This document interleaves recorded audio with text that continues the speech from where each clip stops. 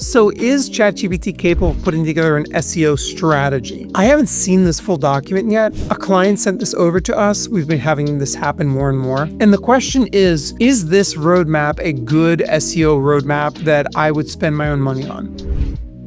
Okay, so to start off, 10 cornerstone pages. I don't think this is a good recommendation. I think that we should be putting up cornerstone pages for every one of the procedures that this surgeon cares about. And just slapping up recommendation or examples doesn't make sense. Do they need to be 3,000 plus words? I would actually say that no, they do not. As a matter of fact, I've seen a lot of cases in the last year and a half where we pruned down those 3,200 word pages down to 1,500 words, and we were able to get much better rankings. Step 2, 50 educational articles. This is completely unactionable. The simple act of just publishing content on your website is a throw the spaghetti at the wall approach to your content marketing. Let's take one of these as an example. Best facelift age. The number one result is the American Society of Plastic Surgeons. Number 2 is a domain rating of 22, 30. These are pretty authoritative websites, and this recommendation is not taking into consideration any sort of domain metrics for this website. This were a very authoritative, highly ranked website. It may have a chance to rank for these,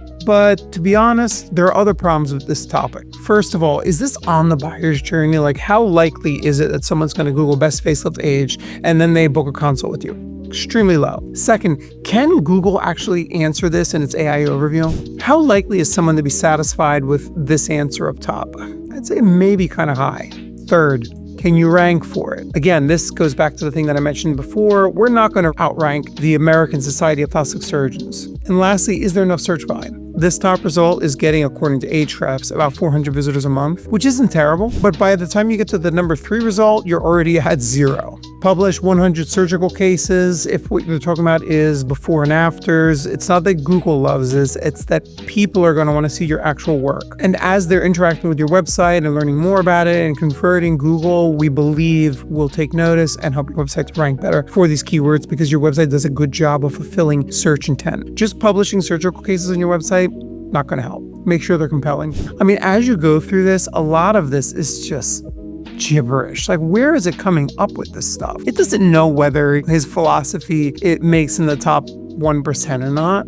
Or as far as the strategy, this is not an SEO strategy, but it is a solid marketing strategy. Focusing all of your messaging, your positioning around one procedure or around one problem that you fix better than anyone is great advice regardless of what you do. But doing this is not going to necessarily directly make you rank better on Google. So if we look at best facelift or just facelift, Cherry Hill, New Jersey, where I'm located, Davis Plastic Surgery, great. Now we're moving from the face to the breast and breast augmentation. He's also ranking for that. Wait, but I thought you have to focus on just one thing in order to rank on Google.